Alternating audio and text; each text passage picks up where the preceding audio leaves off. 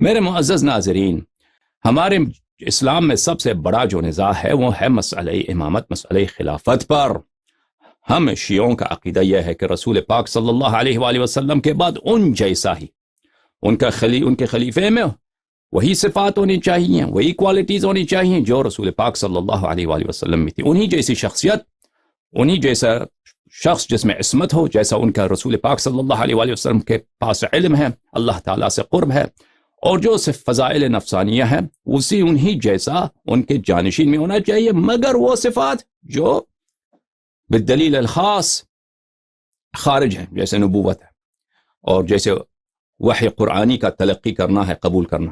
باقی ان میں جو بھی صفات ہیں رسول پاک صلی اللہ علیہ وآلہ وسلم، کیونکہ جن کے جانشین نے جو وہی کام چلانا ہے، وہی امور بجا لانے ہیں، انسانیت کی لیڈرشپ کرنی ہے جو خود رسول پاک صلی اللہ علیہ وآلہ وسلم کر رہے تھے، تو انہی جیسا صفات ہونی چاہیے۔ اور یہ صفات اللہ نے کس کو دی ہیں؟ یہ انتخاب کے ذریعے سے نہیں ہوتا، یہ لوگوں کے اختیار حل و عقد کے مشورے سے نہیں ہوتا، یہ اللہ کے نصب سے ہوتا ہے۔ اور اس مسئلے پر ہمارا عقیدہ یہ ہے، بس ہمارے پاس بے انتہا دلیلیں ہیں کہ رسول اللہ صلی اللہ علیہ وآلہ وسلم نے اللہ تعالیٰ کے نصوص، ائمہ طاہرین علیہم السلام کی امامت اور ان کی خلافت اور ان کی وصایت پہ انہوں نے بیان کیا ہے۔ اور ہمارے مد مقابل وہ فرقہ ہے جن کا نظریہ امامت کچھ اور ہے، اور وہ اپنے نظریہ امامت، جس طرح ان کا نظریہ امامت و خلافت ہے، وہ ان کو جرأت بھی نہیں ہے کہ اپنے ممبروں سے لوگوں کو بتائیں، کیونکہ ان میں اتنا قبح ہے ان کے نظریہ امامت میں، اور واضح البطلان ہے۔ یعنی ایک چیز جو بالکل اس کا بطلان، اس کا غلط ہونا کوئی دلیل ہی نہیں مانگتا ہو، اتنا قوی ہے، اتنا شرمناک عقیدہ ہے کہ اس کو وہ بیان بھی نہیں کرتے۔ تو عزیزو، میں نے اپنے شہ سرخی میں لگایا ہے کہ ان کا جو نظریہ امامت ہے عین الحاد ہے، عین الحاد ہے۔ کیوں عین الحاد ہے؟ کیونکہ اس میں اللہ کی تنقیص ہے، اللہ تعالیٰ کی تنقیص ہے، اور رسول پاک صلی اللہ علیہ وآلہ وسلم کی تنقیص ہے۔ یعنی ایک قبیح بات کو، ایک بے شرمانہ والی بات کو، جو عمر ابن الخطاب اور عبداللہ ابن عمر کے بقول ایک چرواہے کو بھی زیب نہیں دیتا، اس کو ان لوگوں نے نسبت دی ہے اللہ سے اور رسول اللہ صلی اللہ علیہ وآلہ وسلم سے۔ اور رسول پاک صلی اللہ علیہ وآلہ وسلم کا جو شتم ہوتا ہے، نستجیر باللہ، ان کا جو سب ہے، جو باعث ارتداد ہے، یہ صرف اس لیے نہیں ہے کہ کوئی گالی دے، لفظ گالی، بلکہ تنقیص بھی علماء جماعت مخالفین کی تصریح یہی ہے کہ جو ان کی تنقیص کرے، یعنی کوئی عیب نسبت دے رسول پاک صلی اللہ علیہ وآلہ وسلم کے نفس میں، ان کے شان میں، ان کے حسب میں، ان کے نسب میں، کوئی عیب نسبت دے جو ان کے لائق حال نہیں ہے۔ ہم تو کہتے ہیں کوئی عیب ان کے لائق حال، کوئی بھی عیب لائق حال نہیں ہے، بہرحال انہوں نے یہ شرط لگایا ہے کہ جو ان کے لائق حال نہیں ہے، تو وہ ہے ایسا شخص ہے اس پہ ساب الرسول، شاتم الرسول صلی اللہ علیہ وآلہ وسلم کی کا حکم جاری ہوگا، یعنی وہ مرتد ہوگا اور واجب القتل ہوگا۔ اور یہی ان کے کتب میں بے شمار ایسی باتیں ہیں عزیزوں، یہ ایسا دروازہ ہے کہ انہوں نے فتوے تو خوب دیے ہیں کہ جو رسول پاک صلی اللہ علیہ وآلہ وسلم کی منقصت کرے یا ان کی شتم کرے، ان کو گالی دے، ان کی کسی طرح سے توہین کرے، تحقیر کرے، وہ کیا ہے؟ وہ واجب القتل، مرتد، اور اس کا توبہ قبول بھی نہیں ہے۔ اللہ کو اگر کوئی شخص گالی دے، توبہ کرے، تو وہ اس کا توبہ قبول ہے، لیکن رسول پاک صلی اللہ علیہ وآلہ وسلم کے متعلق انہوں نے کہا کہ کوئی گنجائش نہیں ہے، اور اس مسئلے پہ انہوں نے اجماع کا ادعا کیا۔ تو ایک ایسا دروازہ ہے، یہ کھول دیں تو ماشاءاللہ سبحان اللہ، آئیے بخاری مسلم کھولتے ہیں، صحابہ کے کرتوت دکھاتے ہیں آپ کو، الا ماشاء اللہ، کیا بات ہے جناب۔ تو ابھی اس کی باری نہیں ہے، ابھی ہمارا موضوع یہ نہیں ہے کہ ہم بات یہ کھول دیں کہ صحابہ نے رسول پاک صلی اللہ علیہ وآلہ وسلم کی کس طرح سے گستاخیاں کی ہیں، ان کے بارگاہ میں کتنے ان کو اذیتیں دی ہیں، اور کتنی ان کی تحقیر کی ہے اور توہین کی ہے، یہ تو ان کے کتب میں بے شمار ثابت ہے۔ اور اس طرح ان کے محدثین نے کس طرح رسول پاک صلی اللہ علیہ وآلہ وسلم کے شان میں گستاخیاں کی ہیں، یہ تو ایک ایسا باب ہے، اس کو کھول دیں تو بہرحال ہمارے پاس حجج بہت ہیں عزیزو۔ حجت کس کو بولتے ہیں؟ حجت بولتے ہیں وہ پروف کو، ثبوت کو، وہ دلیل جو بہت واضح ہے، براہین ہمارے پاس بہت ہیں مخالفین کے مذہب کے ابطال کے لیے۔ عزیزو، یہ اب بات کو آگے نہ لمبی نہ کرنے، یہ کتاب ہے الشفاء بتعریف حقوق المصطفیٰ صلی اللہ علیہ وآلہ وسلم، قاضی عیاض الیحسبی کی کتاب ہے۔ اشاعرہ کے بہت معروف و مشہور متکلم بھی ہیں اور شارح مسلم بھی ہیں، اور ان کا کتاب یہ سیرہ میں ہے۔ یہاں پہ اس کتاب میں ملاحظہ فرمائیے صفحہ نمبر 214 میں کہ بیان ما ہوا فی حقہ صلی اللہ علیہ وآلہ وسلم سب او نقص من تعریض او نص، رسول پاک صلی اللہ علیہ وآلہ وسلم کی شان میں سب کیا ہے؟ سب بولتے ہیں کس کو؟ گالی یعنی گالی کو بولتے ہیں سب۔ نقص کیا ہے؟ ان کا عیب بیان کرنا، عیب۔ تعریض کس کو بولتے ہیں؟ تعریض بولتے ہیں کنایتن، آپ صراحتن کچھ نہ کہیں، کنایے میں کہہ دیں، کوئی غلط بات کہہ دیں، یا نص تصریح کر دیں۔ اعلم، تو تعریف کیا ہے؟ شتم نبی صلی اللہ علیہ وآلہ وسلم کی تعریف کیا ہے تاکہ ہم اس کی تعریف کریں۔ پھر جو بھی شخص شاتم ہے، گالی دینے والا ہے، یعنی گستاخی کرتا ہے رسالت مآب صلی اللہ علیہ وآلہ وسلم کے بارگاہ میں، تو اس پہ قتل کا جو ہے حکم چلائیں۔ اچھا، اعلم وفقنا اللہ تعالی و ایاک، اللہ تعالیٰ آپ کو توفیق دے کہ جو بھی شخص نبی کریم صلی اللہ علیہ وآلہ وسلم کی سب کرتا ہے یا عیب بیان کرتا ہے، دیکھیں عیب بیان کرتا ہے، عیب نسبت دیتا ہے، او الحق به نقصا، یا ایک نقص کس کو بولتے ہیں؟ خامی کو۔ نقص ایک خامی، ایک عیب، ایک غیر مناسب بات، ایک خامی کو نسبت دیتے ہیں کس سے؟ رسول پاک صلی اللہ علیہ وسلم کے نفس میں، ان کی شخصیت میں، یا ان کے نسب میں، یا ان کے دین میں، او خصلتا من خصالہ، اور یہ ان کے کسی بھی خصلت میں، ان کے عقل میں، مثلا ان کے آداب میں، ان کے سنن میں، ان کے اطوار میں، گھرانہ میں کیسے تھے، وہ معاشرے میں کیسے تھے، عبادت میں کیسے تھے، ان معاملات میں آپ کسی طرح کسی عیب کو نسبت دے دیں کن سے؟ رسول اللہ صلی اللہ علیہ وآلہ وسلم سے، تو کیا ہوتا ہے؟ او عرض به، یا یہ ضروری نہیں ہے کہ آپ تصریح کریں، تصریح کی بھی نہیں ہے، آپ کنایتن بھی کہہ دیں نا، تعریض بولتے ہیں کنایہ کو، کنایتن بھی کہہ دیں، عیب کی نسبت دیتے ہیں، تو وہی آپ شاتم الرسول صلی اللہ علیہ وآلہ وسلم ہیں۔ اچھا، او شبہہ بشیء علی طریق السب لہ او ازراء علیہ، یا رسول پاک صلی اللہ علیہ وآلہ وسلم کے آپ تمثیل کریں، ان کی شباہت دے دیں، کہہ دیں ایک مثال دے دیں جس میں رسول پاک صلی اللہ علیہ وآلہ وسلم کی تنقیص ہو، یا ان کی گالی ہو، سب ہو، تصغیر ہو ان کی، رسول پاک صلی اللہ علیہ وآلہ وسلم کو چھوٹا، ان کی شخصیت کو چھوٹا بنانے کی کوشش ہو اس میں، تصغیر لشانہ او الغض منہ، یا یہ کہ رسول پاک صلی اللہ علیہ وآلہ وسلم کو نظر انداز کرنے کی، اس میں کوئی جھلک ہو اس آپ کے کام میں، او العیب لہ، یا ان رسول پاک صلی اللہ آپ کے اس تشبیہ میں ان کی کوئی عیب بیان کیا گیا ہو، فہو صاب لہ، ایسا شخص ہے شاتم الرسول صلی اللہ علیہ وآلہ وسلم، ایسا شخص ہے صاب بولتے ہیں، یعنی جتنی انہوں نے تعریفیں کی ہیں نا، کہتے ہیں سب پہ حکم شاتم، حکم صاب یعنی بولتے ہیں گالی، گستاخ رسول صلی اللہ علیہ وسلم۔ آج کل پاکستان میں اس کے فتنے بہت ہوتے ہیں نا، کہتے ہیں فلانی نے گستاخی کیا، چلو اس کو قتل کر دو، تو یہ ایسا شخص وہ کیا ہے؟ وہ شاتم ہے، وہ صاب ہے، والحکم فیہ حکم الصاب، اور اس ایسے شخص کا حکم بھی ہے، کیا ہے؟ حکم صاب ہے، اس کا حکم ہے کہ یہ شاتم ہے، یہ گالی دینے والا ہے، یہ گستاخ نبی صلی اللہ علیہ وآلہ وسلم ہے، تو اس پہ وہی احکام جاری ہوں گے جو کھلا گالی دے، مثلا اسی کے احکام۔ اچھا، یقتلو، اس کا حکم کیا ہے کہ ایسا شخص واجب القتل ہے، کما نبینہ ولا نستثنی ولا نستثنی فصلا من فصول هذا الباب، کہتے ہیں ہم اس کو بیان کریں گے زیادہ تفصیل کے ساتھ۔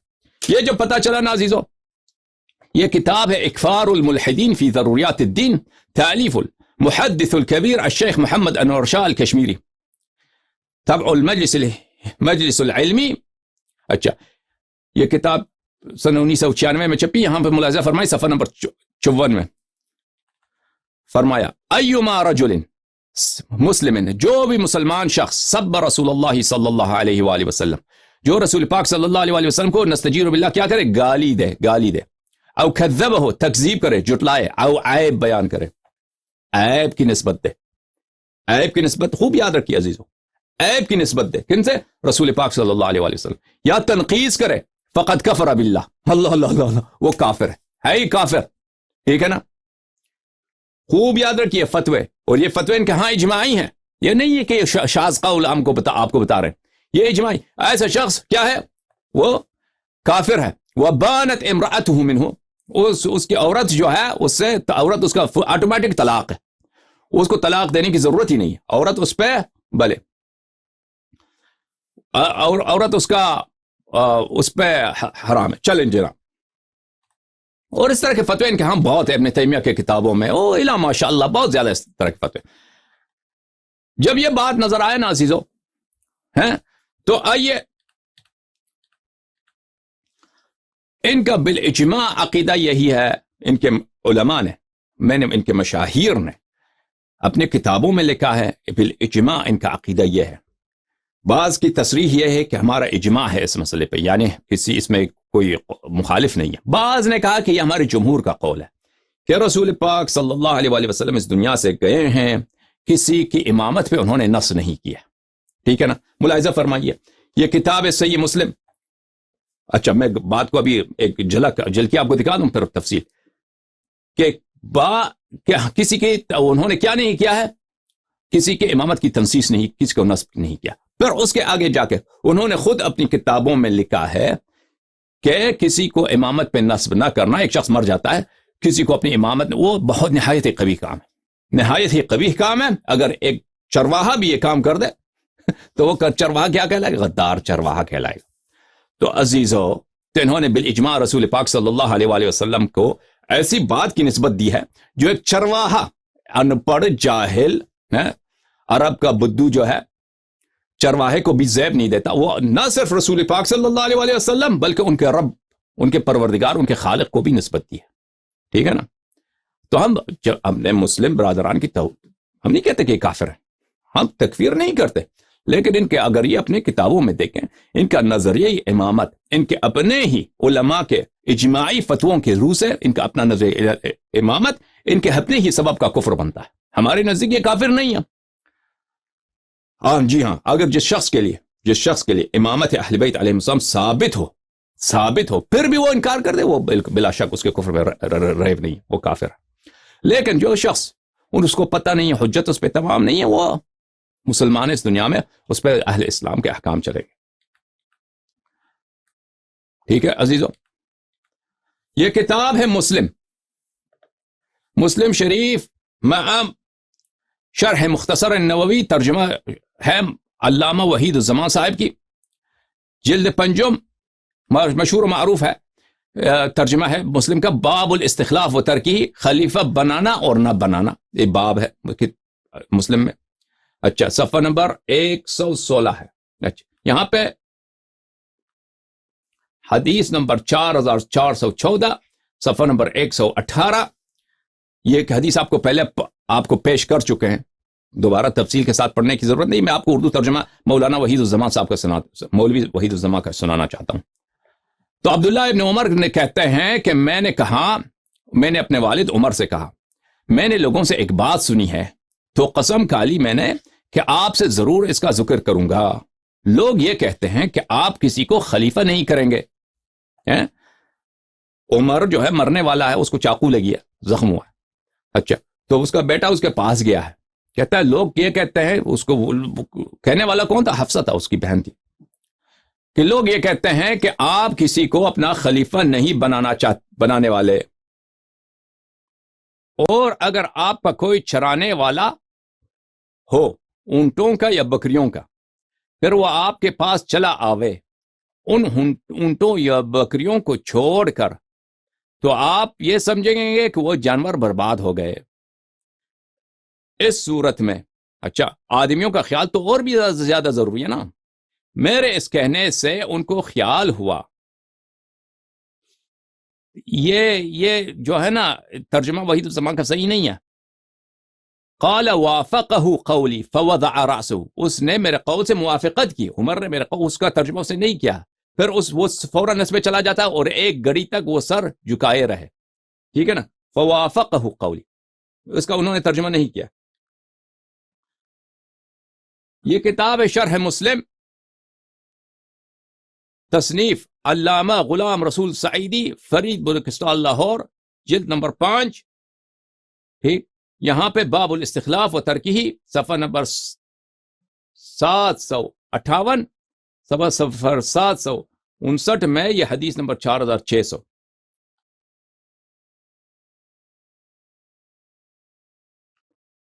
پھر میں نے ان سے کہا میں نے لوگوں سے یہ ایک بات سنی تھی اور وہ سن کر میں نے قسم کھائی کہ میں آپ سے اس کو ضرور بیان کروں گا. لوگ یہ کہتے ہیں کہ آپ کسی کو خلیفہ نہیں بنائیں گے، اور بات یہ ہے کہ اگر آپ کے اونٹوں یا بکریوں کا کوئی چرواہا ہو اور وہ ان اونٹوں یا بکریوں کو چھوڑ کر آپ کے پاس چلا آئے تو آپ یہی کہیں گے کہ اس نے اونٹوں یا بکریوں کو ضائع کر دیا ہے.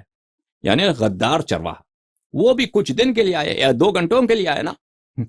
رسول پاک صلی اللہ علیہ وآلہ وسلم تو ہمیشہ کے لیے جا رہے ہیں. سو لوگوں کی نگہبانی زیادہ اہم ہے، مسلمانوں کی دیکھ بھال یہ تو زیادہ اہم ہے اونٹوں سے یا گدوں سے. ٹھیک ہے نا. عمر نے میری اس رائے کی موافقت کی. اچھا، سعیدی صاحب نے درست ترجمہ کیا. مولانا وحید الزمان سے ایک فقرہ چور گیا تھا، تو عمر کا بھی یہ قول ہے، عبداللہ ابن عمر کا بھی یہی قول ہے. ٹھیک ہے نا، کہ تنسیس نہ کرنا یہ نہایت ہی قبیح کام ہے. یہ تنقیص، یہ اس میں بڑا قبح ہے، اور اسی کو یہ نسبت دیتے ہیں کس سے؟ رسول پاک صلی اللہ علیہ وآلہ وسلم سے. اسی حدیث میں اب عمر کہتا ہے کہ رسول پاک صلی اللہ علیہ وآلہ وسلم نے کسی کو خلیفہ نہیں بنایا. عزیزو، یہ ملاحظہ فرمائیے، کتاب ہے صحیح مسلم بشرح النووی، مجلد نمبر 6، چاپ دار الفکر، الجزء الثانی عشر. یہاں پر وہی روایت ہے. بلی زعموا انك غير مستخلف وانه لو كان لك راعي ابل او راعي غنم ثم جاءك، وہی بات. اچھا، اس کے ذیل میں جناب نووی فرماتے ہیں وفي هذا الحديث دلیل، اس حدیث میں دلیل ہے ان النبی صلی اللہ علیہ وآلہ وسلم لم ينص على خلیفة وهو اجماع اہل السنة وغیرهم. اجماع، ان کا ہمارا اجماع ہے. اس حدیث میں دلیل ہے کہ رسول پاک صلی اللہ علیہ وآلہ وسلم نے کسی کو خلیفہ نہیں بنایا. کیونکہ اس میں عمر یہ کہتا ہے نا، عبداللہ ابن عمر کے کہنے کے بعد عبداللہ ابن عمر نے جب اپنے والد سے کہا کہ اگر آپ کے پاس ایک چرواہا ہو، وہ گدوں کو چھوڑ کے واپس آ جائے آپ کے پاس، تو آپ کہیں گے یہ غدار چرواہا ہے، تو آپ کسی کو اپنا خلیفہ بنا کر جائیے. تو عمر نے اس کے جواب میں کیا کہا؟ عمر نے کہا کہ فوافقہ قولی، اس نے میرے بات سے موافقت کی. پھر اس نے 1 گھنٹہ سوچا، پھر اپنا سر اس نے اٹھایا اور کہا کہ بھلے اللہ اپنی دین کی حفاظت کرے گا، اگر میں کسی کو اپنا جانشین نہ بناؤں تو رسول پاک صلی اللہ علیہ وآلہ وسلم نے کسی کو جانشین اپنا نہیں بنایا. تو دیکھیں، عمر نے اس بات کے اعتراف کے بعد کہ کوئی بھی شخص اپنی رعایا کی دیکھ بھال کے لیے، چاہے وہ گھرانے کا سرپرست ہو، چاہے وہ کچھ بکریوں کا، گدوں کا، جانوروں کا سرپرست ہو، ایک چرواہا ہو، چاہے وہ معاشرے کا سرپرست ہو، ان کو ویسے ہی ان کا امور متفرق چھوڑ کے چلا جائے تو وہ غدار آدمی ہے. اس کو اعتراف کرنے کے بعد فوراً اس کے بعد اس نے وہی سی بات کو نسبت دی ہے، کس سے؟ رسول پاک صلی اللہ علیہ وآلہ وسلم سے، اور اسی طریقے سے اللہ سے بھی نسبت دی ہے. تو اسی کے ذیل میں کیونکہ عمر نے کہا ہے تو وہ کہتے ہیں کہ اس حدیث میں دلیل ہے کہ رسول پاک صلی اللہ علیہ وآلہ وسلم نے کسی پہ نص نہیں کیا ہے، اور یہ اجماع اہل سنہ ہے. کون فرماتے ہیں یہ جناب نووی فرماتے ہیں. اچھا، اب یہ بات بڑی لمبی ہے کہ بھائی ان کے علماء نے اپنے کتب میں بہت زیادہ تصریح کیا کہ عمر کو عائشہ نے بھی اس کو پیغام بھیجا اس کے مرتے وقت، عمر کے مرتے وقت، کہ تو اپنے ایک بعد کسی کو حتمن خلیفہ بنانا، کیونکہ ان کو اگر نہ بنایا تو یہ لوگوں پہ ظلم ہے. اس نے بھی کہا، عائشہ نے بھی عمر سے کہا. عزیز، ان کے پاس رسول پاک صلی اللہ علیہ وآلہ وسلم نے کسی کو خلیفہ نہیں بنایا. اب ان کے بعد امام بننے کا طریقہ کار کیا ہے؟ ان کا نظریہ امامت ہے کیا چیز؟ یہ لوگ کہتے ہیں کہ رسول پاک صلی اللہ علیہ وآلہ وسلم خلیفہ بننے کے لیے، امام بننے کے لیے، کسی کی امامت منعقد ہونے کے 3 طریقے ہیں. ایک طریقہ یہ ہے کہ اس کے ساتھ کیا کریں؟ اختیار، اس کو بولتے ہیں طریق الاختیار، اور اس اختیار کا تفصیل ہم بتائیں. دوسرا طریقہ کیا ہے عزیزوں؟ کہ پچھلا خلیفہ دوسرے خلیفے پہ نص کرے، اس کو کسی کو وصی بنائے اپنا. تیسرا طریقہ کار یہ ہے کہ تلوار کے زور سے جو بھی امام بنتا ہے، خلیفہ بنتا ہے، وہ واقعاً اس کی شرعاً اس کی طاعت واجب ہوتا ہے. فاسق ہو، فاجر ہو، کوئی فرق نہیں پڑتا. فاسق ہو، فاجر ہو، شرابی ہو، جتنا بھی فاسق ہو، اس کی طاعت واجب ہے، یعنی شرعاً طاعت واجب ہے. وہ واقعاً آپ کا دینی اور دنیاوی لیڈر بنتا ہے۔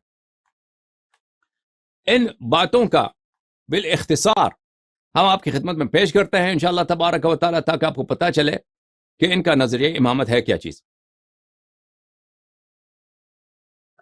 یہ کتاب ہے البیان فی مذہب الامام الشافعی، تالیف الشیخ ابو الحسن یحییٰ ابن ابی الخیر ابن سالم الغمرانی الشافعی الیمنی، متوفى سنہ 558، المجلد الثانی عشر، طبع دار المنہاج۔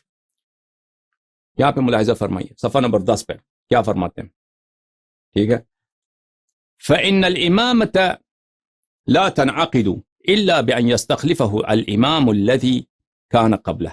امامت کا انعقاد امام کس طریقے سے بنتا ہے نا، رسول تو نہیں بناتا صلی اللہ علیہ وآلہ وسلم، اللہ تو نہیں بناتا نا، تو کہ امام کہاں سے آتا ہے، خلیفہ کہاں سے آتا ہے؟ خلیفہ خلافت منعقد ہونے کا، امامت منعقد ہونے کے 3 طریقے ہیں۔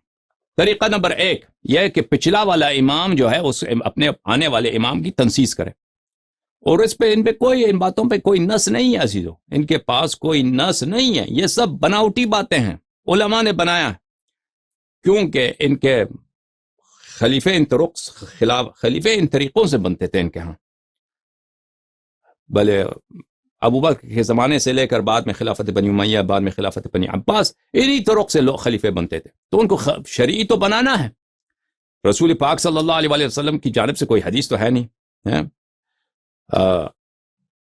قرآن میں بھی کوئی آیت ہے نہیں، تو ان کو کیسے بنائیں بھائی؟ انہوں نے یہ تنصیص کرتے ہیں کہ ان مسائل پہ ہمارے پاس کوئی دلیل نہیں ہے، جیسے میں نے آپ کو دکھایا نا ان کی نص۔ یہ کتاب ہے الامامۃ العظمیٰ عند اہل السنۃ والجماعہ، تعلیف الشیخ عبداللہ ابن عمر ابن سلیمان الدمیجی، طبع دار طیبہ، یہاں پہ صفحہ نمبر 125 میں طرق و انعقاد الامامہ، امامت کن طریقوں سے منعقد ہوتی ہے۔ عند النظر الى نصوص الكتاب والسنة فإننا لا نجد هناك نصا صريحا في تعيين الطريقة التي تثبت بها الامامة للامام۔ کہتے ہیں ہم کتاب و سنت کی طرف جاتے ہیں، الیوم اکملت لکم دینکم، دین تو کامل ہے، لیکن کیا کریں کہ دین میں کوئی اس طرف کا کوئی حکم ہی نہیں ہے۔ دین کامل ہے لیکن اتنا بڑا مسئلہ بتایا نہیں گیا۔ کتاب میں سنت میں دیکھتے ہیں تو وہاں پہ کیا ہے، نص صریح کوئی بھی نہیں ہے، نص کوئی بھی نہیں ہے کہ کس طریقوں سے ہم امام بنتا ہے، کوئی نہیں، وہ بس علماء بناتے گئے۔ اچھا، تو آتے ہیں کتاب البیان فی الفقہ الشافعی، فرمایا کہ امامت ایک طریقہ ہے استخلاف یعنی وصیت، کہ پچھلا خلیفہ آنے والے خلیفے پہ وصیت کرے۔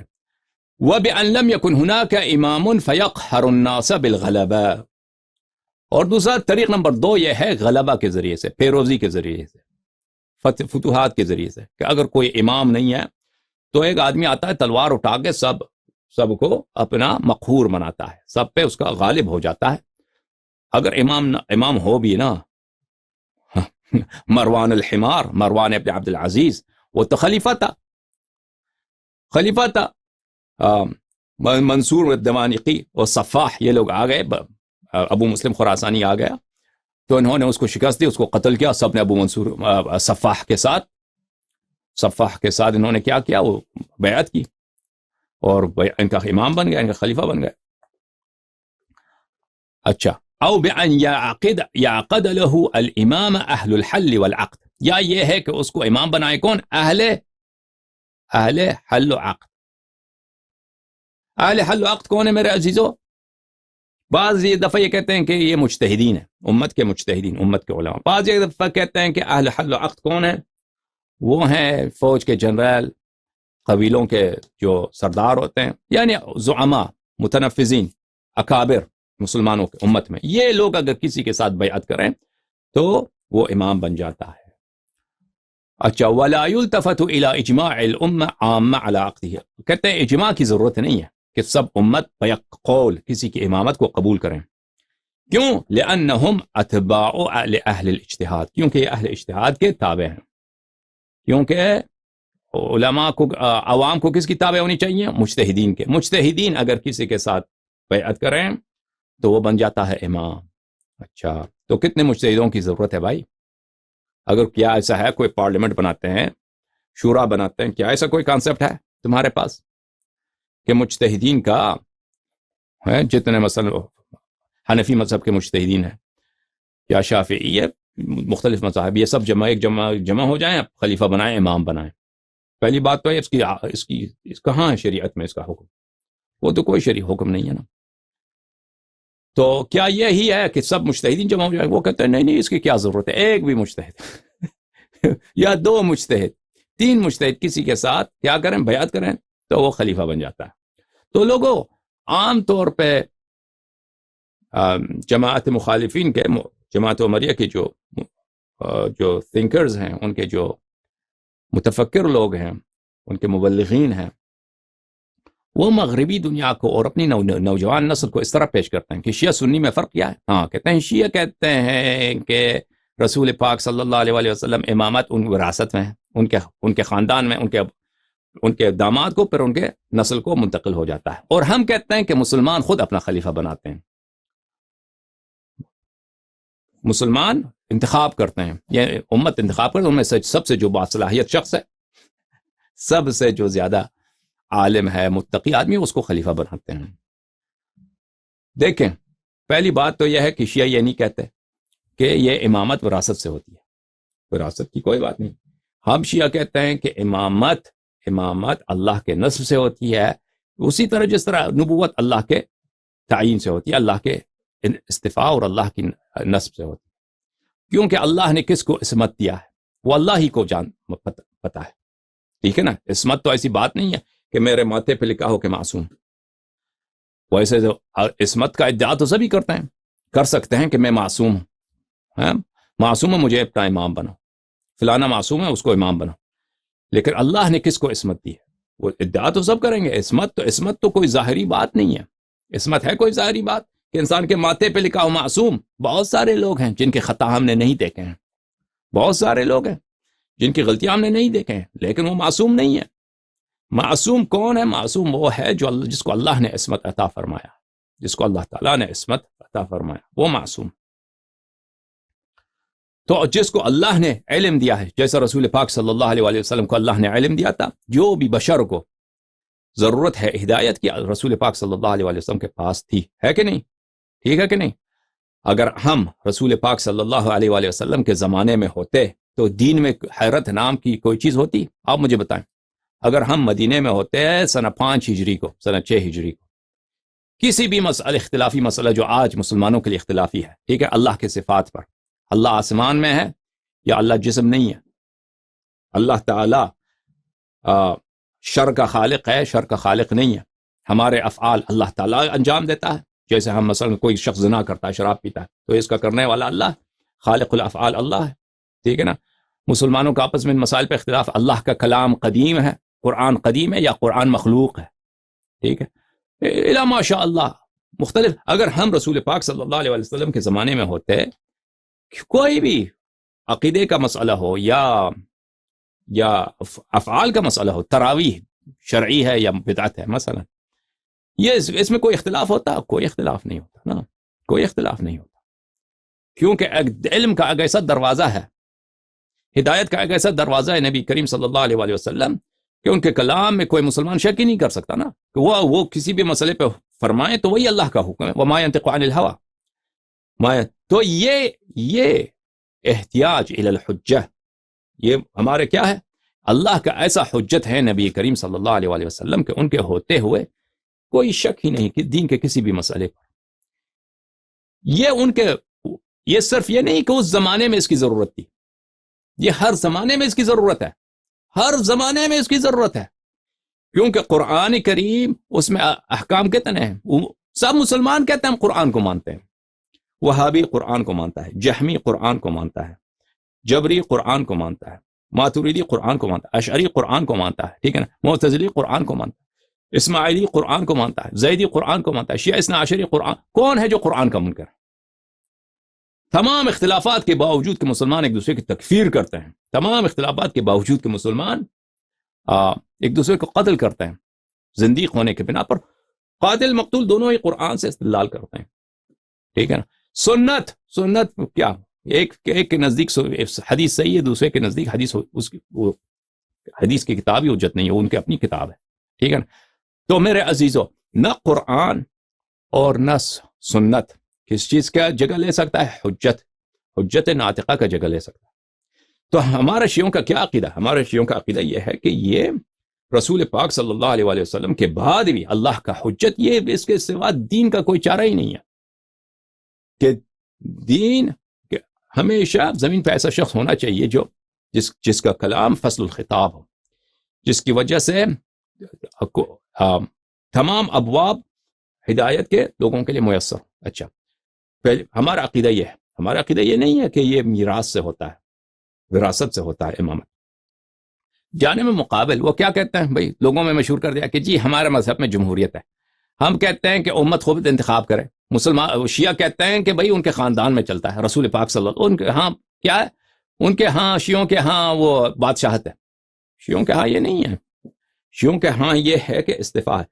دوسری طرف آپ کے مذہب میں کوئی جمہوریت نہیں ہے اور کوئی مشورہ نہیں ہے کہ ہم شورا سے امامت بناتے ہیں. یہ آپ کے سامنے ہے کہ حل و عقد کیا کریں گے؟ امام بناتے ہیں. اچھا کیسے بنائیں گے؟ اس کی تو کوئی حدیث تو نہیں ہے نا، کوئی روایت تو نہیں ہے، قرآن کی کوئی آیت نہیں. ہاں وہ یہ کہتے ہیں. قال شیخ ابو اسحاق فی التنبیہ، اب شیخ ابو اسحاق نے اپنی کتاب تنبیہ میں کہا ولا ينعقد الا بعقد جماعت من اہل الحل والعقد، کہ اہل حل و عقد کی ایک جماعت ہونی چاہیے. ایک جماعت میں کتنے لوگ؟ کہتا ہے وہ مقتضى کلامی ان اقلهم ثلاثه لان ذلك اقل الجمع عندنا. ہاں شیخ ابو اسحاق نے جو فرمایا کہ جماعت ہونی چاہیے اہل عقد کی، سب امت کی مجتہدین کی ضرورت نہیں ہے، ایک جماعت ان کی ہونی چاہیے. جماعت کا عقل کیا؟ جماعت تین مجتہد، تین مولوی اگر کسی سے بیعت کریں تو آپ کا امام بن جاتا ہے. وقال القاضی ابو الفتوح، یہ بھی شوافع کا بہت بڑا عالم دین ہے، ظاہر ان کا نام عبداللہ ابن محمد ہے. قاضی ابو الفتوح اس نے کہا ينعقد بعقد واحد من اہل الحل والعقد، اس نے کہا کہ ایک آدمی، ایک مجتہد، ایک فوج کا جنرال سے سالار کسی سے بیعت کرے وہ خلیفہ بن جاتا ہے. کتاب الاحکام السلطانیہ والولایات الدینیہ علی ابن محمد ابن حبیب الماوردی، متوفی سنہ 450 ہجری. یہاں پہ وہ امامت کہتے ہیں، صفحہ نمبر 6، امامت کس طرح سے بنتا ہے. امام بننے کے دو طریقے ہیں. احدہما بالاختیار اہل الحل والعقد، ایک طریقہ یہ ہے کہ اہل حل و عقد کسی کو امام بنائیں، اور دوسرا بعہد الامام من قبل، اور دوسرا طریقہ کار کیا ہے کہ پچھلا والا امام وصیت کرے. تیسرے طریقے کا ذکر نہیں کیا اس نے. مغنی المحتاج الى معرفت معانی الفاظ المنہاج، تعلیف الشیخ محمد بن الخطیب الشربینی، جزء الرابع، چاپ دار المعرفہ. اچھا صفحہ نمبر 169 میں فرمایا وتنعقد الامامت بثلاثة طرق، امامت تین طریقوں سے بنتے ہیں. ایک ہے بالبیعہ، وہی اختیار جو ہے، بیعت اہل الحق من العلماء والرؤساء ووجوه الناس الذين يتيسر اجتماعهم. اہل حل و عقد رؤساء، علماء اور متنفذین اکابر امت کے جو ایک جگہ جمع ہو سکتے ہیں، اس وقت اس شہر میں جمع ہو سکتے ہیں، ٹھیک ہے نا. ثانی باستخلاف الامام، امام کے پچھلا والا امام وصیت کرے. ثالث، تیسرا طریقہ باستیلاء شخص متغلب علی الامامہ. تیسرا کیا ہے؟ استیلاء، یعنی غلبے کے ساتھ کوئی شخص مستولی ہو جائے، دوسروں کو شکست دے کے وہ آپ کا امام بن جائے، یہ اس سے امام بنتا ہے. منہاج السنہ فی نقض کلام الشیعہ والقدریہ، ابن تیمیہ صاحب کی کتاب، جزء اول. یہ اس کتاب میں ملاحظہ فرمائیے کہ انہم یقولون ان الامام بعد رسول اللہ صلی اللہ علیہ وآلہ وسلم ابو بکر بمبایعۃ عمر برضا اربعہ. اس کے رد میں کہتے ہیں، اچھا یعنی علامہ حلی کے رد میں کہتے ہیں کہ فالامامت ملک و سلطان، امامت بادشاہت کا نام ہے بھائی. ابن تیمیہ کہتا ہے ملک و سلطان، امامت کیا چیز ہے بھائی؟ امامت ہے ہی خلافت النبی صلی اللہ علیہ وآلہ وسلم، بس اس کے ایک ہی تعریف ہے، ملک و سلطان. ملک یعنی بادشاہت، سلطان بھی بادشاہت، حکومت. یہ ہے بادشاہت اور گورنمنٹ کا نام. والملك لا يصير ملكا بموافقة واحد ولا اثنين ولا أربعة. ملک جو ہے بادشاہ نہیں بنتا ایک دو آدمی کے موافقت سے، اس کے پاس اثر اس سے زیادہ لوگوں کی ضرورت ہے. بس جتنے لوگ ضروری ہیں، مثلا کچھ فوج کے جنرل مل جائیں، اس سے انسان بادشاہ بنے، ٹھیک ہے نا، کچھ علماء فتوے دے دیں کہ یہ خلیفہ ہے، بیعت کریں، تو جتنے بھی ضرورت ہے پریکٹیکلی بس اسی سے وہ امام بن جاتا ہے، ختم بات، اور اس کی طاعت واجب ہے شرعاً.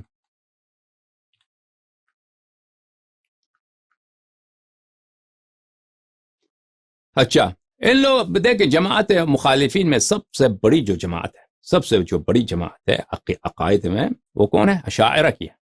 عالم اسلام میں سب سے ہمیشہ اکثریت کن کی رہی ہے؟ اشاعرہ کی. اور جو ماتوریدیہ ہیں ہندو پاکستان میں، یہ بھی اشاعرہ ہی کتابیں ہیں. کی وجہ کیا ہے؟ کیونکہ ماتوریدیہ کی اپنی کوئی کلام نہیں ہے، کلام ان کے کتب کلامیہ ہے، کتب عقائد ہیں، لیکن وہ اکثر مطالب انہوں نے نقل کیا کن سے؟ اشاعرہ سے. کچھ مسائل میں ان کا اختلاف ہے، جزئی مسائل اختلاف ہے. اور خود ابو الحسن ماتوریدی جو تھے، نہیں ابو منصور ماتوریدی، یہ اور ماتوریدیہ کے اکثر بڑے علماء جو تھے یہ سب ماوراء النہر کے ہیں، یعنی ازبکستان سائڈ کے، سمرقند و بخارا کے سائڈ کے. وہ وہاں پہ اتنا معتزلہ لوگ نہیں ہوتے تھے اور اہل حدیث نہیں ہوتے تھے، اس لیے ان کو ابو منصور ماتوریدی کو استدلال کرنے کی اتنی ضرورت نہیں تھی. جس ماحول میں رہتا تھا وہ مناظروں کا ماحول نہیں تھا، مختلف عقائد وہاں پہ کے لوگ نہیں تھے وہاں پر، تو اس کے کتابوں میں اتنا استدلال نہیں ہے. بالعکس ابو الحسن اشعری جو ہیں وہ بغداد میں رہتے تھے، کوفہ میں رہتے تھے، عراق میں رہتے تھے، اور وہاں پہ تو سب علم کا مرکز تھا، سب طوائف وہاں پہ موجود ہیں، وہاں پہ شیعہ ہیں، وہاں پہ معتزلہ ہیں، وہاں پہ جہمیہ ہیں، وہاں پہ اہل حدیث ہیں. تو ان کے کتب ابو الحسن اشعری کے کتاب میں استدلال دلائل بہت ہیں، مناظرے بہت ہیں، ٹھیک ہے نا. تو اس لیے اور ان کے تابعین بہت زیادہ ہیں ابو الحسن اشعری کے. تو ماتوریہ والے اپنے کلام، اپنے عقائد اور ان کے استدلالات کنہیں سے لیتے ہیں؟ وہ اشاعرہ کی کتب سے لیتے ہیں. اور بالاساس یہ جو ماتوریدی جو علماء ہیں یہ ابو حنیفہ کے پیروکار مقلد علماء تھے، مفتی تھے یہ لوگ، اور ان کو عقائد اور علم کلام پہ اتنا عبور نہیں تھا، اس لیے یہ لوگ اہل اجتہاد تھے، اہل فتویٰ تھے، اہل فروعات تھے، تو ان کے یہ اپنے عقائد انہی سے لیتے ہیں. تو کہنے کا مقصد یہ ہے کہ عقائد میں اکثر مسائل میں ماتوریدیہ تابع ہیں کس کے؟ ابو الحسن اشعری کے اور اشاعرہ کے. اچھا، یہ کتاب ہے غیاث الامم، جناب امام الحرمین ابو المعانی الجوینی، متوفى سنہ 478. ان کو امام الحرمین اس لیے کہا جاتا ہے، یہ نیشابور میں رہتے تھے، اپنے زمانے میں شافعیہ کے سب سے بڑے عالم تھے، اور یہ اشاعرہ کی بھی سب سے بڑے متکلم تھے اپنے زمانے میں. تو ان کے زمانے میں نیشابور میں کوئی جھگڑا ہوا تھا ان کے درمیان، اشاعرہ اور معتزلہ کے درمیان. تو یہ نیشابور کو چھوڑ کے کچھ عرصے کے لیے مکہ اور مدینہ گئے تھے، وہاں پہ تدریس کرتے تھے، فتوے وغیرہ دیتے تھے. تو اس لیے ان کو امام الحرمین کہا گیا ہے، یہ لقب ہے ان کا، اور ان کی بڑی عزت ہے ابو المعانی الجوینی کی. ان کے کتب تراجم میں دیکھیں، کتب تواریخ میں دیکھیں، بہت اس کی علماء نے اس کا احترام کیا ہے. اچھا، غیاث الامم، چاپ دار الدعوہ، یہاں پہ وہ صفحہ نمبر 54 میں وہ نقل کر دیں، وہ اقرب المذاہب مرتضاہ القاضی ابو بکر، فرماتے ہیں قاضی ابو بکر باقلانی وہ بھی اشاعرہ کے علماء میں سے ہیں.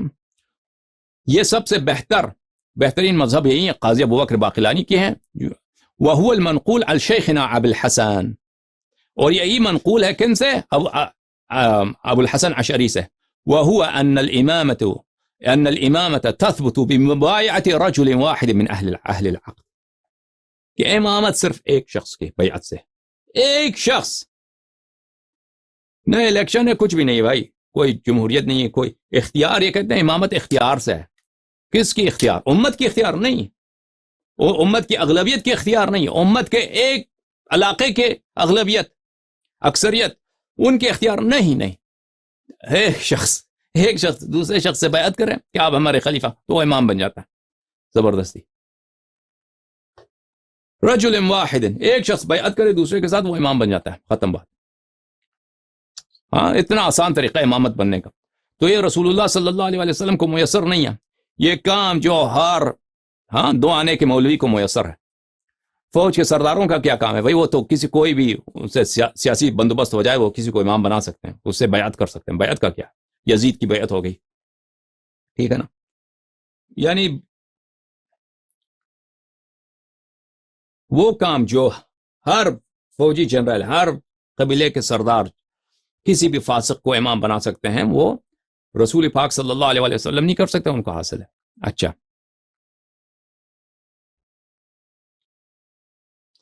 چلو میں ان کے علماء کے اقوال اس مسئلے پہ بہت زیادہ ہیں.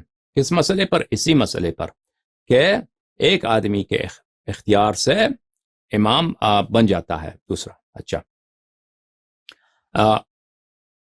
ان کے بعض علماء نے اچھا, ہمارا کیا موقف ہے عزیزوں کہ ان کے طریق اختیار, یہ جو کہتے ہیں یہ دین میں ایک بدعت ہے. یہ طریق اختیار کے اختیار کرنے سے, چاہے اہل عقد کسی کو امام بنائے, علماء کی اکثریت کسی کو بنائے, علماء کی اقلیت کسی کو امام بنائے, اور کوئی خاص عدد کسی کو امام بنائے, یہ سب بدعت ہے, یہ سب من گھڑت باتیں ہیں.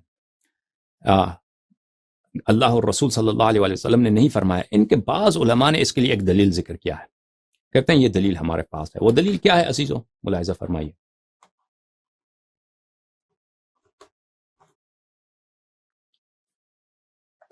یہ کتاب ہے ابکار الافکار فی اصول الدین, تالیف سیف العامدی. یہ بھی اشاعرہ کے بہت بڑے متکلم تھے اپنے زمانے میں, متوفی سنہ 631 میں. الجزء الخامس, یہاں پہ ملاحظہ فرمائیے صفحہ نمبر 162 میں. اچھا, آپ جو کہتے ہیں امامت اس طریق سے بنتا ہے, اختیار سے, کہ اہل حل و عقد کسی کو امام بنائیں, تو آپ کا دلیل کیا؟ ہاں, کہتے ہیں طریق یہ ہے. وَيُشْبِهُ, کہتے ہیں لگتا ہے, یشبہ یہ لگتا ہے, ان یکون ما دلہم علی ذلک قولہ صلی اللہ علیہ وآلہ وسلم. یہ کہ ہم کہتے ہیں یہ لگتا ہے اس طرح ہے, ہم یقین نہیں ہے, لگتا ہے. کیا لگتا ہے آپ کو؟ کہتا ہے ہاں, کہ ہم کہتے ہیں کہ امام بننے کا پہلا طریقہ کیا ہے کہ اختیار سے, یعنی ہم خود کسی کو امام بناتے ہیں. وہ کیا ہے؟ وہ کہتے ہیں لگتا ہے کہ یہ حدیث ہے رسول پاک صلی اللہ علیہ وآلہ وسلم کی, ان تولوها ابا بکر تجدوه ضعیفا فی بدنہ قویا فی امر اللہ, کہ رسول پاک صلی اللہ علیہ وآلہ وسلم سے یہ روایت ہے کہ اگر تم ابو بکر کو خلیفہ بناؤ تو تم پاؤ گے, تو تم کیا پاؤ گے کہ وہ اپنے جسم میں ضعیف ہے اور دین میں وہ قوی ہے, دین میں وہ مضبوط ہے. اگر خلیفہ بناؤ تو تمہیں پتہ چلے گا کہ وہ بدن میں ضعیف ہے, جسمانی طور پہ ضعیف ہے, کمزور ہے, لیکن دین میں وہ اسٹرانگ ہے. وَإِن تَوَلَّوْهَا عُمَرَا تَجِدُوهُ قَوِيًّا فِي دِينِ اللَّهِ قَوِيًّا فِي بَدَنِهِ. اور اگر تم عمر کو خلیفہ بناؤ تو تم پاؤ گے, تو تم ڈسکور کرو گے کہ عمر دین میں بھی قوی ہے اور بدن میں بھی قوی ہے. اچھا, وَإِن تَوَلَّوْهَا عَلِيًّا علیہ السلام, اور اگر تم یہ امر خلافت امیر المؤمنین علیہ السلام کو سونپ دو, تَجِدُوهُ هَادِيًا مَهْدِيًّا, کہ تم یہ پاؤ گے کہ امیر المؤمنین علیہ السلام ہادی بھی ہیں, ہدایت کرنے والے بھی ہیں, اور مہدی ہیں, خود ہدایت شدہ ہیں. فَإِنَّهُ يَدُلُّ عَلَى صِحَّةِ الْاخْتِيَارِ, یہ دلالت کرتا ہے کس بات پر؟ کہ اختیار صحیح ہے. پہلی بات تو یہ ہے کہ عزیزو یہ حدیث ہے ہی, اس کی کوئی سند نہیں. یہ حدیث سند ہے, اس کی سند اس کی ضعیف ہے. ان کے اپنے علماء نے اس حدیث کو کیا ہے, ضعیف قرار دیا ہے. واقعاً اگر یہ حدیث صحیح ہوتا تو ان کو بہت ضرورت تھی جماعت عمریہ کو, کیونکہ مسئلہ امامت ایسا نزاعی مسئلہ ہے بالخصوص شیعوں کے خلاف, کہ اگر ایسی دلیل ہوتی کہ رسول پاک صلی اللہ علیہ وآلہ وسلم نے امت کے اختیار پہ چھوڑ دیا کہ یہ ابو بکر ہے, بدن میں ضعیف ہے اور دین میں قوی ہے, عمر ہے دین میں بھی قوی ہے بدن میں بھی قوی ہے, اور امیر المؤمنین علیہ السلام ہے ہادی مہدی ہیں, اگر ایسی کوئی دلیل ہوتی تو اس کو نقل کرنے کے دواعی بہت تھے, یعنی اس کو نقل کرنے کے اغراض بہت تھے, کسی نے نقل ہی نہیں کیا, نہ بخاری نے نقل کیا, نہ مسلم نے نقل کیا, نہ کتب اربعہ نے نقل کیا, کسی نے نقل نہیں کیا, سب نے اعراض کیا. اور الا ماشاء اللہ ان کے علماء محدثین کے اقوال ہیں کہ اگر بخاری مسلم کسی حدیث سے اعراض کریں تو اس میں حتماً کوئی نہ کوئی علت ہے, چاہے وہ بظاہر صحیح حدیث کیوں نہ ہو, حالانکہ اس کی کوئی نہ صرف اعراض کیا ہے بلکہ اس کی بظاہر بھی صحیح حدیث نہیں, کہ خود ان کے علماء نے تصریح کیا ہے کہ یہ حدیث کی سند خراب ہے. یہ کتاب المستدرک علی الصحیحین للذهبی، ذهبی کی کیا ہے؟ تلخیص المستدرک، مستدرک الصحیحین حاکم کی اور تلخیص المستدرک ذهبی کی، طبعہ اولا حیدرآباد دکن کی چھپی ہوئی کتاب، اچھا جلد نمبر 5 ہے۔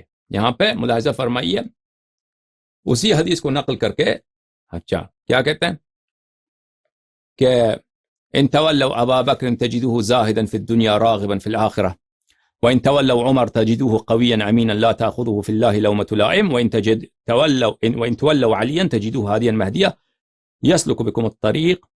قلت حدیث ضعیف بلے وهذا الخبر منکر، یہ خبر بھی منکر ہے اور حدیث سند بھی ضعیف ہے۔ یہ ابن ملقن کی کتاب ہے مختصر استدراک الحافظ الذهبی علی مستدرک حاکم، تالیف ابن الملقن، متوفی سنہ 804، چاپ دار العاصمہ الریاض۔ یہاں پہ وہی حدیث نقل کرنے کے بعد کہتے ہیں قلت فیہ فضیل ابن مرزوق ضعفہ ابن معین قد خرج له مسلم لیکن هذا الخبر خبر منکر، انہوں نے بھی اس حدیث کو ضعیف قرار دیا ہے۔ اچھا یہ کتاب ہے العلل المتناہیہ فی الاحادیث الواہیہ، تالیف ابو الفرج ابن الجوزی، جزء اول، چاپ دار الکتب العلمیہ۔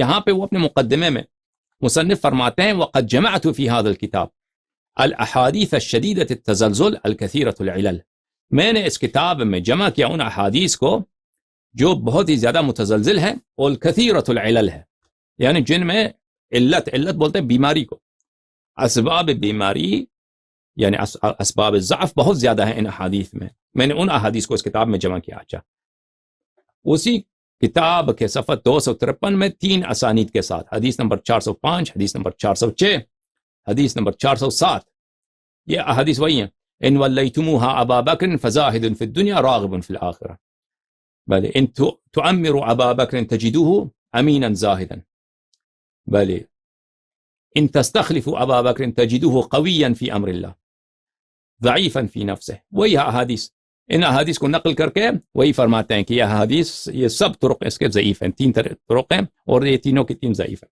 اچھا مشکات المصابیح، تعلیف الخطیب التبریزی، تحقیق محمد ناصر الدین الالبانی، المکتب الاسلامی کی چھپی ہوئی کتاب، یہاں پہ صفحہ نمبر 6125 میں، بلکہ معاف کیا، صفحہ نمبر 1730، حدیث نمبر 6124 میں، بھلے وہ اسی حدیث کو نقل کر کے کہتے ہیں احمد نے اس حدیث کو نقل کیا ہے، اسناد ہو ضعیف، اسناد اس کی ضعیف ہے۔ شعیب الارناؤت نے بھی اس حدیث کو ضعیف قرار دیا ہے۔ ملاحظہ فرمائیے مسند احمد بن حنبل، جزء الثانی، چاپ مؤسسۃ الرسالہ، یہاں پہ ملاحظہ فرمائیے صفحہ نمبر 214 میں، حدیث نمبر 859 میں، ان تؤمروا ابا بکر تجدوه امینا قویا اسناده ضعیف، یہ حدیث ضعیف ہے۔ اس کے علاوہ یہ کتاب ہے الاحادیث الواردہ فی فضائل الصحابہ، تالیف الشیخ سعود ابن عید ابن عمیر الصاعدی، مجلد نمبر 7، یہاں پہ حذیفہ ابن الیمان سے جو احادیث مروی ہیں، اسی سلسلے میں صفحہ نمبر 489 میں حدیث 1350 بزار نے نقل کیا ہے، ان تستخلفوه الا تستخلف ابا بکر ان تستخلفوه تجدوه ضعیفا فی بدنه قویا فی امر اللہ، فرماتے ہیں بلے خلاصہ، وہ اس لمبی استدلال کے بعد وہ یہ فرماتے ہیں وہ خلاصۃ القول ان اسناد الحدیث ضعیف، اسناد ضعیف ہے، وضعفه البانی فی ضعیف سنن الترمذی وفی تعلیقه علی المشکات، البانی نے بھی اس کو ضعیف قرار دیا ہے، ولفظه عند البزار فیہ نکارہ، اور اب بزار نے جو حدیث نقل کیا ہے وہ حدیث منکر ہے۔